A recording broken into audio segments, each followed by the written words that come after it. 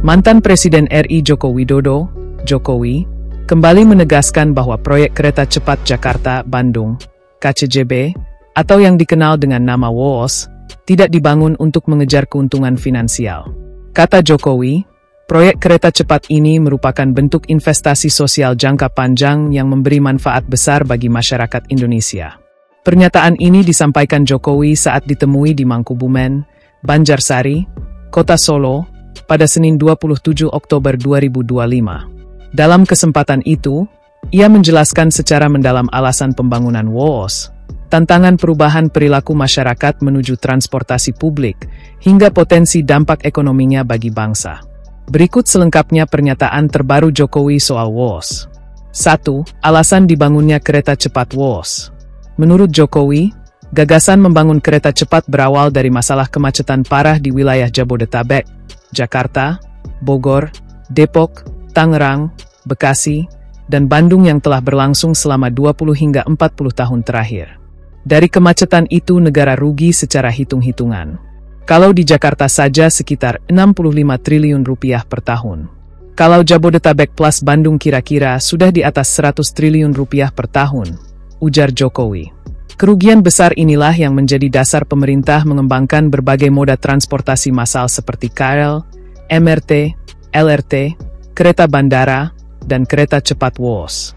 Tujuannya jelas, mengalihkan masyarakat dari kendaraan pribadi ke transportasi umum sehingga kemacetan dapat ditekan dan efisiensi meningkat.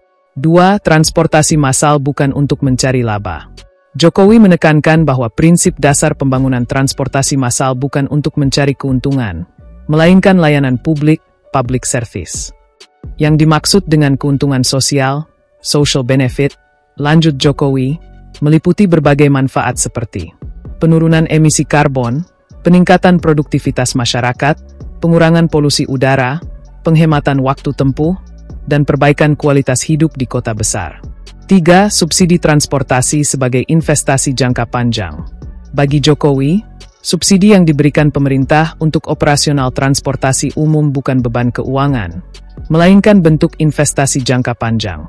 Ia mencontohkan MRT Jakarta yang mendapat subsidi sekitar 400 miliar rupiah per tahun untuk rute Lebak Bulus, Bundaran Hai. Jika semua jalur MRT selesai, subsidi itu bisa mencapai 4,5 triliun rupiah per tahun.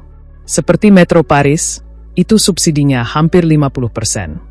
Di London Underground juga sama, subsidinya hampir mencapai 50%, jelas Jokowi. Dengan demikian, subsidi dianggap bukan kerugian negara, tetapi alat untuk mendorong perubahan perilaku masyarakat agar beralih ke transportasi publik yang lebih efisien dan ramah lingkungan. 4. Tantangan mengubah perilaku masyarakat. Meski pembangunan transportasi massal terus dilakukan, Jokowi mengakui bahwa mengubah kebiasaan masyarakat Indonesia dari kendaraan pribadi ke transportasi umum tidaklah mudah. Namun, Jokowi optimistis perubahan itu sedang berjalan. 5. Dampak positif sudah mulai terlihat. Jokowi menilai dampak positif transportasi massal kini mulai terasa di berbagai kota besar. Selain mengurai kemacetan, kehadiran WOS dan moda transportasi lainnya juga meningkatkan efisiensi waktu perjalanan dan mendorong pertumbuhan ekonomi baru di sekitar jalur kereta. Dampak lain yang disebutnya termasuk peningkatan nilai properti di kawasan yang terhubung dengan jalur WOS, serta terbukanya peluang investasi baru. 6. WOS sebagai solusi kemacetan dan polusi. Proyek kereta cepat Jakarta-Bandung, KCJB, yang dikenal dengan nama WOS, akronim dari Waktu Hemat, Operasi Optimal, Sistem Hebat, merupakan kereta cepat pertama di Asia Tenggara.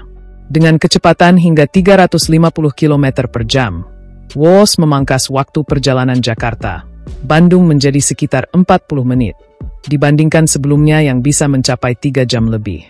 Bagi Jokowi, manfaat sebesar ini bukan sekadar soal kecepatan, tetapi bagian dari transformasi sistem transportasi nasional untuk mengurangi ketergantungan pada kendaraan pribadi dan mengatasi emisi karbon tinggi yang menyebabkan polusi. 7. Prediksi keuntungan dan perubahan 6 tahun ke depan. Meski sejak awal proyek WOS tidak ditujukan untuk mencari laba, Jokowi tetap optimistis bahwa dalam 6 tahun ke depan, kondisi keuangannya akan membaik. Ia memperkirakan EBITDA, earnings before interest, taxes, depreciation, and amortization, atau indikator keuntungan operasional WOS akan positif dalam waktu 6 tahun, seiring meningkatnya jumlah pengguna. 8. Pembangunan transportasi massal sebagai investasi bangsa. Dalam pandangan Jokowi, proyek seperti WOS harus dilihat sebagai bagian dari pembangunan peradaban modern Indonesia. Pembangunan infrastruktur ini mendorong efisiensi ekonomi, menekan polusi, dan membuka peluang pertumbuhan wilayah baru.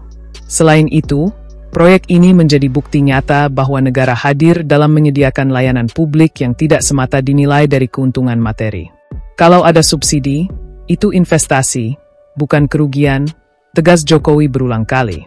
Dengan paradigma ini, Jokowi ingin masyarakat memahami bahwa setiap rupiah yang dialokasikan untuk transportasi massal akan kembali dalam bentuk kenyamanan, efisiensi, dan produktivitas nasional.